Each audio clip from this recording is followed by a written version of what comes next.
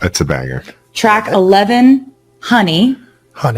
And can you do drum roll?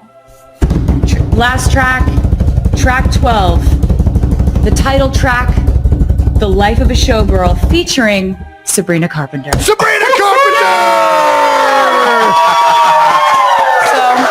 that's awesome. So that's Look that. At this. Yeah, and so That's then we got that is a showgirl. we got this orange vinyl. And it's orange. Here. Yeah, it is, and it's sparkly. Entering a new era. Sparkly. It's very nice. So what is the significance of the color orange? Why orange? I've just always liked it, Jason. It really So feels like, I don't know. Okay. It feels like kind of energetically how my life has felt. And this album is about what was going on behind the scenes in my inner life during this tour, which was so exuberant and electric and vibrant. And, you know, one of the things about this record is like, it's a record I made with my mentor, Max Martin, and Shellback. And the three of us have made some of my favorite songs that I've ever done before. Which ones, if you don't mind me asking? Well, they were my main collaborators on the Red album. We did We Are Never Getting Back Together, I Knew You Were Trouble, 22, Shake It Off, Blank Space, Style, Wildest Dreams. Oh, hell yes. Ready for it. So that's the energy we're going with. Yes, I understand why it's orange now. Okay. So yeah, we've made songs that I'm so proud of. There's gonna be some fucking bangers. Yes, I'm picking it up. Dude, Yeah, it's I'm like telling that. you, it's 12. Yeah, it's like that. And so basically, we've never actually made an album before where it's just the three of us. There's no other collaborators. It's just the three of us making a focused album where, I mean, it felt like catching lightning in a bottle, honestly. Yeah. We hadn't worked together in like 7 or 8 years, and This feeds. they're just awesome. there's something about them. These guys, they're just geniuses in different avenues, in different ways, and we kind of I'm going to put it down. Oh, sure. I've just never, like, this. Today's the first day I've seen it. Do you know what I mean? I'm just like, So Travis is just going to cradle it the whole time. Don't drop the baby. Oh, I will not drop this baby. So it's like, working with them again was absolutely incredible. And actually, when I was on tour in Stockholm, I had Max Martin come out to the show, and I was talking to him, and I was like, I feel like we could just knock it out of the park if we went back in and we did this all in Sweden, and it was just us three. Like, I essentially said to him, I want to be as proud of an album as I am of the Eras tour, and for the same reasons, you know? Okay. And he was like, do you understand what kind of pressure that is? Yeah, I was about to say, that is okay. I was like, yeah. Why would you? Yeah, we can try. Let's So go. your entire career? Got it. Yeah, we can do that in one album. Let's do it. Well, okay. So it's like, you know, I spent time in the time that we were off doing different projects, and he and Shellback were doing different things, and I was making albums that were a little bit more esoteric, like folklore. She's so hot when she says these big words. You know what esoteric means. I know, it's for specific following. Exactly. Wait, what? So he knows what that means. He What does pretends he doesn't know what esoteric these words mean, but he knows what they Esoteric mean. means for a specific following, like a specific genre of people. He knows what it means. Okay. He does like a pretty, I don't know what it means thing, but he knows all the words and he knows what they mean. I don't know And he may anything. not have read Hamlet, but I explained it to him. So he Okay, knows what there we happened. go. Don't tell my middle school English teacher I didn't read Hamlet. So Because I definitely was supposed to. Spark notes. It's all right. I watched The Lion King. see, he knows what Hamlet is. Wait, Lion King is based off of Hamlet? Yes. Jason, your Reddit searches need to be more focused on We need relevant things. we need your relationship with the internet to be like a little bit purer. I got not the pure. algorithm. I got the My algorithm. I'll relationship send with you the it. I'll send it. my relationship with the internet is bad. It's about as bad as it can get. Yeah. Sorry. No, you're fine. So I was like, I made a few records that were a bit more like specific in their sound or whatever, like Folklore, Evermore. Those were a little bit more like alt folk kind of leaning, and just kind of exploring and trying to challenge myself as a writer. And I feel like both Max and Shellback did that too in their own ways, going out into the world. And by the time we came back together, I feel like we had so much more dexterity to what we do. And it's almost like we'd all grown up so much. Like Shellback and I were both in our early 20s when we started working together, the three of us. And so it was very much like we were the ingenues and Max was the mentor. And this was the time where it felt like all three of us in the room were carrying the same weight as creators. And it was really special. It like meant the world to me to have this creative experience where like we knew that we had to bring the best ideas we've ever had. Yeah. And I also know the pressure I'm putting on this record by saying that, but I don't care because I love it that much. And Confident. I'm so proud of it. And it just comes from like the most infectiously joyful, wild, dramatic place I was in my life. Taylor Swift made her podcast debut in spectacular fashion, bearing her heart about love, career, and the unique bond she shares with fans. Typically fiercely private, this marked the first time Swift shared her side of the story, after only Kelce's perspective had surfaced. She recounted the audacious romantic move that made her fall for the Chiefs' tight end, describing how Travis turned his feelings into a full-blown, charming spectacle for everyone around. She laughed, saying she never thought he was over the top. He simply brought to life one of her teenage dreams she once penned in lyrics. On her surprise appearance on the New Heights podcast, hosted by Travis and his brother Jason, Swift revealed the playful origins of their romance, joking, "This podcast got me a boyfriend," while recounting how Travis first tried to meet her during the Kansas City leg of her Eras tour in 2023.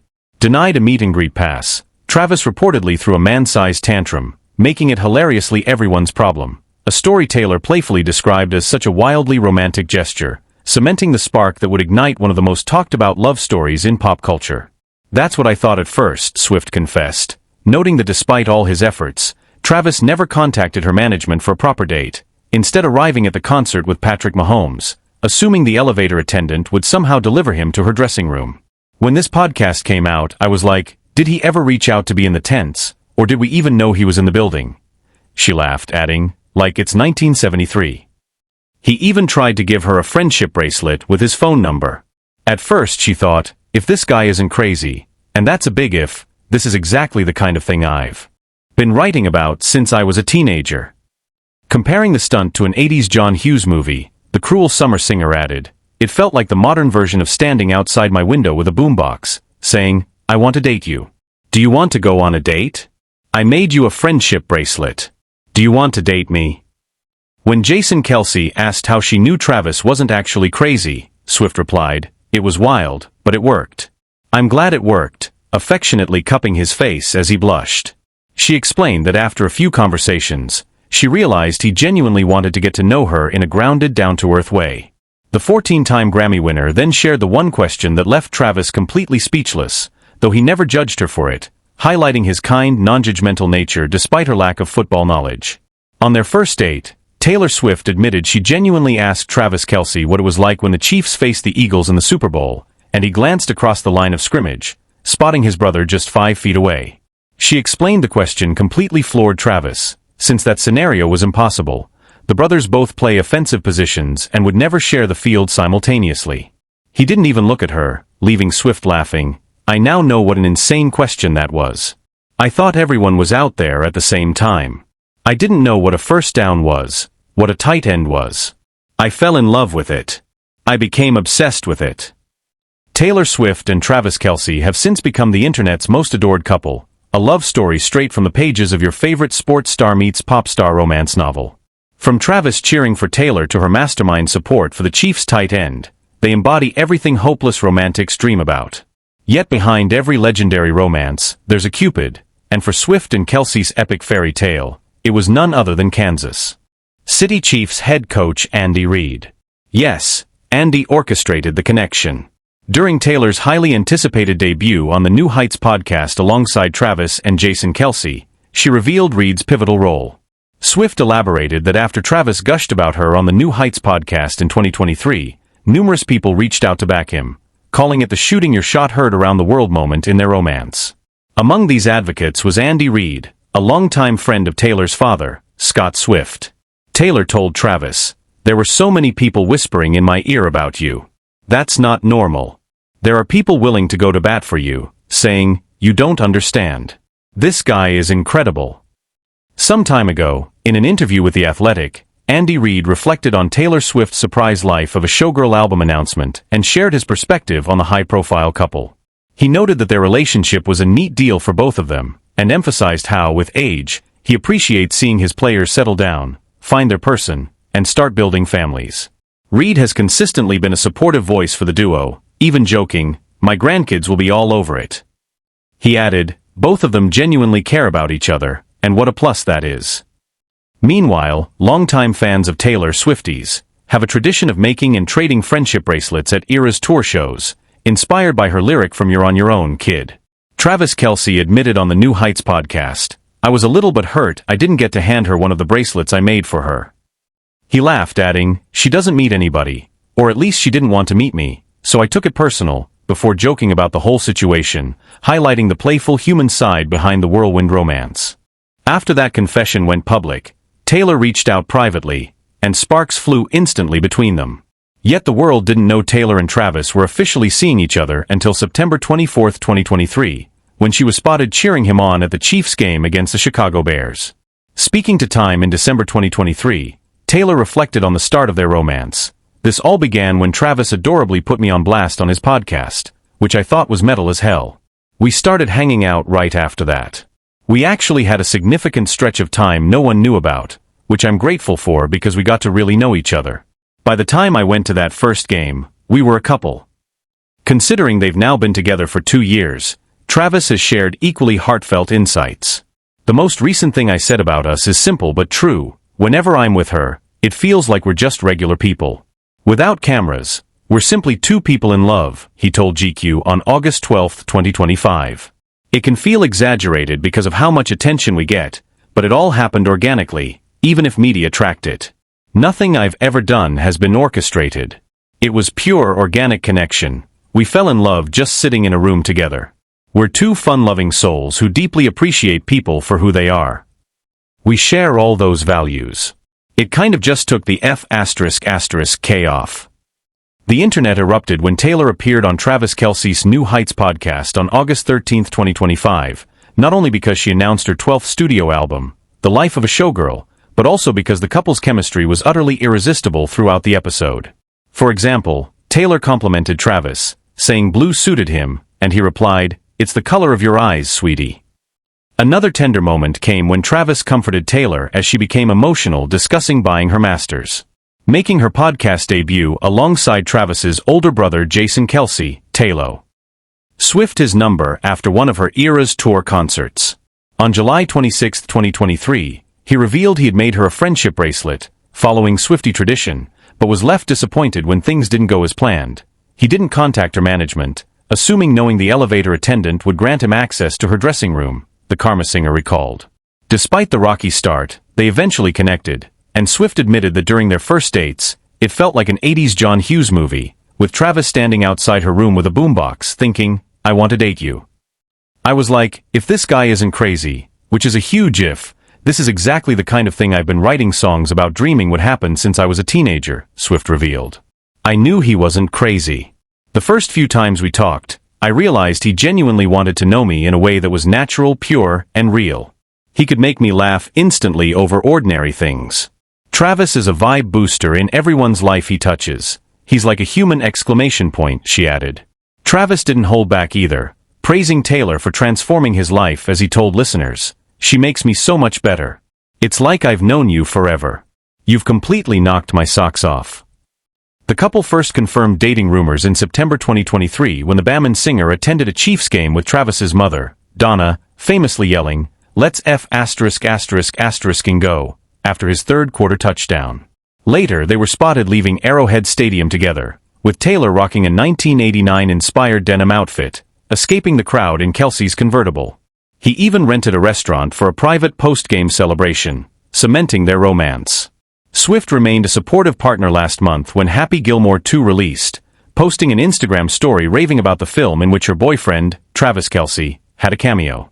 Taylor Swift, on her boyfriend Travis Kelce's New Heights podcast, shared some of the most interesting secrets of her life. The first big reveal was about her new album, The Life of a Showgirl. She recorded it in Sweden during her European tour. Taylor promised the record is filled only with bangers, upbeat, powerful, and energetic tracks that give fans a taste of a brand new era. Critics say that after the melancholic tortured poets phase, this feels like a full pop reinvention, made even more special with collaborations from legends like Max Martin. One of the most fun parts of the podcast was Taylor and Travis's love story. Taylor revealed that Travis's friendship bracelet idea wasn't just a podcast joke, but an actual romantic gesture. She described his funny attempts to get backstage, saying the whole scene felt like something out of an 80s movie, like someone standing under a window with a boombox, saying, "Just give me a chance." That was the moment their relationship really began. Chiefs coach Andy Reid even playfully accepted his role in their love story. Taylor said, "Whatever Andy Reid says, we stand by it." She also shared that Travis won her heart from the very beginning with his honesty and sense of humor. "He's a human!"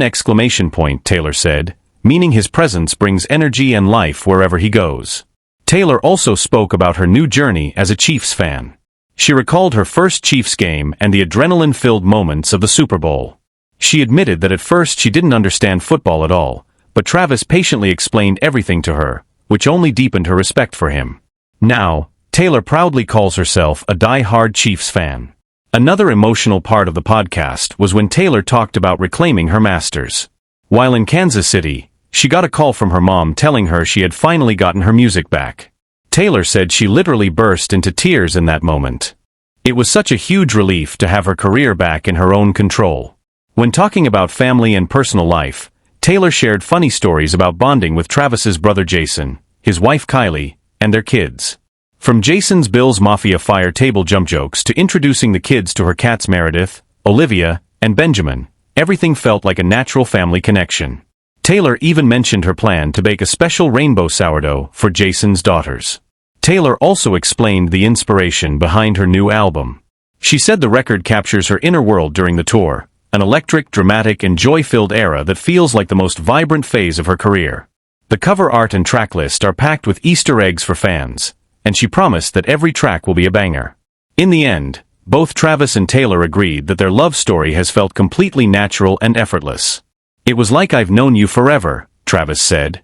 And Taylor admitted that his genuine nature and humor instantly won her heart.